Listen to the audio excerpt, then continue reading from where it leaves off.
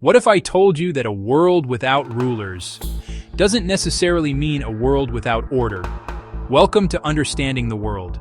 Today we're diving into one of the most misunderstood ideologies of all time, anarchism, a word that often brings to mind chaos, violence, or rebellion. But in reality, anarchism is a much deeper and more complex philosophy about freedom, justice, and human cooperation.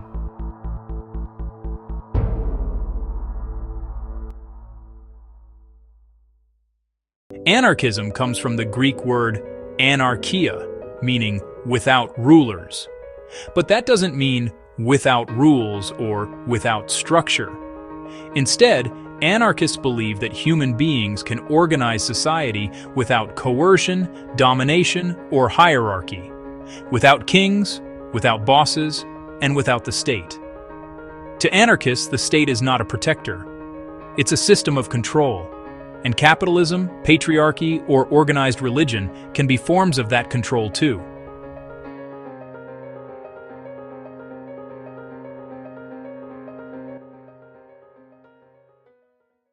The modern anarchist movement began in the 19th century, during the rise of industrial capitalism and socialism. One of the first thinkers was William Godwin, who imagined a world where reason replaced government. Then came Pierre-Joseph Proudhon, the first man to call himself an anarchist. He's famous for saying, "Property is theft." He believed people should work together in cooperatives and mutual associations, not under the control of the rich or the state. From there, anarchism evolved into many different forms. Some focused on workers, others on individual freedom, and later even on the environment. Let's break down the main branches of anarchism, from the 19th century to today, to see how wide this philosophy truly is. Mutualism was the first organized form of anarchism. It envisioned small-scale communities where people exchanged goods and services fairly, without profit or exploitation. Workers and cooperatives would lend money to each other through mutual banks, creating equality without needing the state. Think of it as a balance between freedom and fairness, markets, but without capitalism. Then came Mikhail Bakunin, a Russian revolutionary who believed in collective ownership of production. He opposed both capitalism and the centralized socialist state that Karl Marx proposed. Bakunin wanted a revolution led by workers and peasants to destroy all hierarchies, so people could freely associate and share resources. This form of anarchism was strong in Spain, Italy, and Russia, where workers wanted freedom without masters. Another Russian, Peter Kropotkin, went even further. He argued that cooperation, not competition, was the key to human survival, even in nature. He called for anarcho-communism, a stateless society where everything is shared and distribution is based on need, not money. Communities would govern themselves through mutual aid.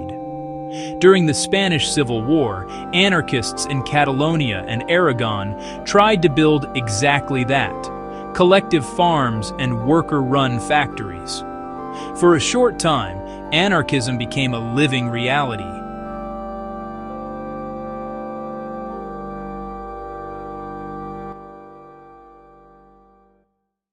As the labor movement grew, a new form emerged: anarcho-syndicalism. It believed that the path to freedom was through workers' unions, or syndicates, who could take control of production directly. Their slogan was simple: "The workers, united, can run the world." The CNT in Spain became one of the most powerful anarchist unions ever. They organized massive strikes, fought fascism, and proved that workers could manage factories without bosses or bureaucrats. While most anarchists focused on collective liberation, others focused on personal autonomy. Thinkers like Max Stirner in Germany and Benjamin Tucker in the US believed true freedom meant being free from any external authority, even collective ones. They supported voluntary contracts, small-scale ownership, and free exchange, but opposed monopolies and corporate capitalism. This school of thought inspired later libertarian and anarcho-capitalist movements. But we'll get to that soon. In the 20th century, Women like Emma Goldman and Voltairine de Cleyre connected anarchism with feminism. They argued that patriarchy is just another hierarchy, like the state or capitalism. True liberation means freedom from both state and gender oppression. They also fought for sexual freedom, birth control, and equality, ideas that were revolutionary for their time.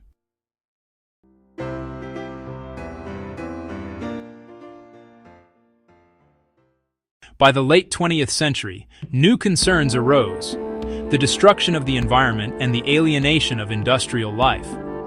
Murray Bookchin founded social ecology, calling for small, self-sufficient communities that live in harmony with nature. Others, like John Zerzan, went even further, rejecting all modern technology in a philosophy called anarcho-primitivism. In this vision, freedom means returning to our roots, rebuilding balance with the planet. In recent decades, anarchism has reappeared in new forms, through hacker groups, climate movements, and horizontal networks. Movements like Occupy Wall Street, the Zapatistas in Mexico, or the Rojava Revolution in Kurdistan all draw from anarchist principles: direct democracy, autonomy, and mutual aid. Modern anarchism is less about ideology and more about experiments in freedom. Now, on the other side of the spectrum, we find something that also calls itself anarchism, but has a very different meaning. This is right libertarianism and anarcho-capitalism. In the mid-20th century, American economists and philosophers like Murray Rothbard and Ayn Rand redefined libertarianism. They argued that freedom means absolute private property and free markets without government interference. For them, the market replaces the state. Police, courts, even defense could be privatized and sold as services. They saw capitalism as the purest form of voluntary cooperation. Traditional anarchists reject anarcho-capitalism as a contradiction. Why?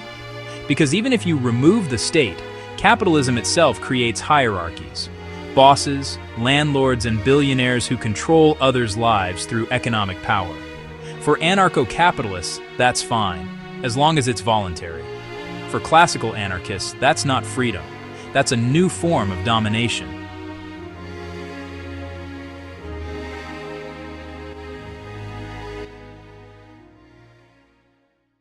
So, anarchism is not a single ideology. It's a whole family of ideas. Type: focus against key idea. Mutualism, cooperative exchange. State: capitalism, fair trade and equality. Collectivist worker revolution state. Capitalism, collective ownership. Anarcho-communism, common good state. Money from each according to ability, to each according to need. Anarcho-syndicalism, labor power state. Bosses. Workers run everything.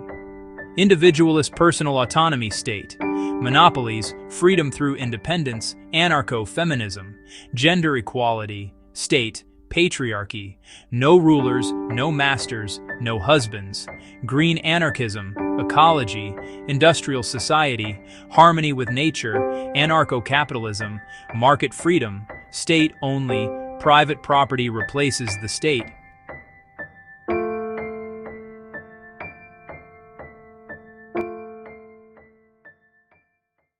Despite their differences, most anarchists, from left to right, share one central belief: that human beings can live freely without being ruled, that authority should always be questioned, and that freedom and responsibility must go hand in hand. Anarchism isn't chaos. It's the radical idea that we can organize the world ourselves. If you enjoyed this video, don't forget to subscribe to Understanding the World, where we explore ideas that shaped and still challenge the way we live.